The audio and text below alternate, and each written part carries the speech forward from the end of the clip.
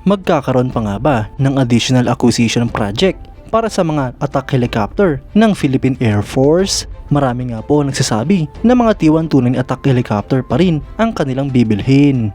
Yan ang pag-uusapan natin, pero bago yan, kung bago ka lang sa aking channel, huwag mong kalimutang mag-like, subscribe at i-hit mo na rin ang notification bell button para lagi kang updated sa mga bagong videos natin.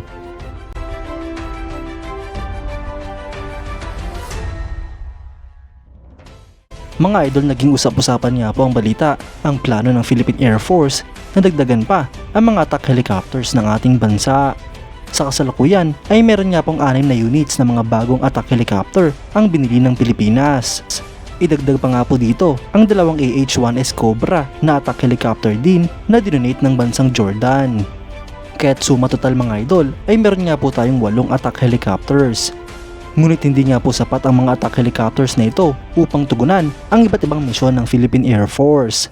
Marami nga pong pangangailangan ng ating bansa at isa dito ang mga attack helicopters upang gamitin sa mga ground attacks.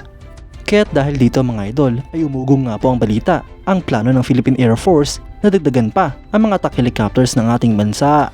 At ang una nga po sa listahan na maaaring bilhin ng ating bansa ay ang T-129 attack helicopters pa rin na mula sa bansang Turkey.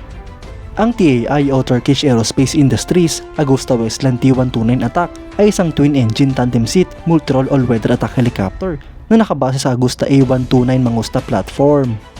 Ito nga po ay dinevelop ng Turkish Aerospace Industries kapartner ang Leonardo. Ang helicopter na ito ay dinisenyo para sa armed reconnaissance, attack missions sa hot and high environments sa rough geography sa both day and night conditions. Ang attack program na ito mga idol nagsimula upang ma-meet ang requirements ng Turkish Armed Forces para sa Armed Tactical Reconnaissance at Attack Helicopter.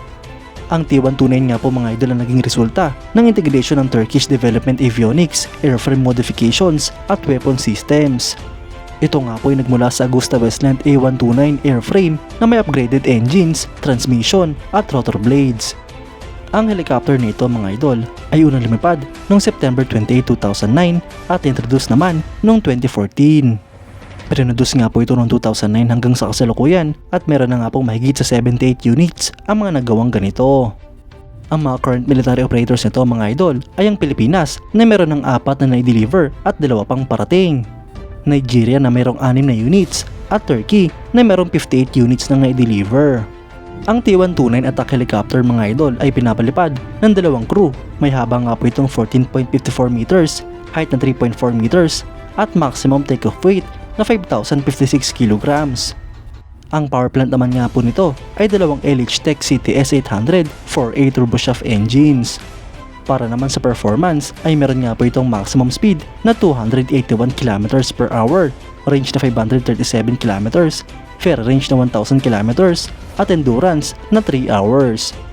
Ang armament naman nga po nito ay isang M197 20x102mm 3-barrel rotary cannon na may 500 rounds.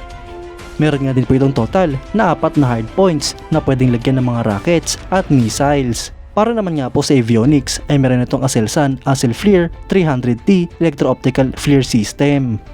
Mga idol, kung ito pa nga rin po ang bibilhin ng ating bansa ay panalo pa rin ng Pilipinas dahil isa nga po ang T-129 attack helicopter sa pinaka-advanced at pinaka-modernong attack helicopter sa buong mundo.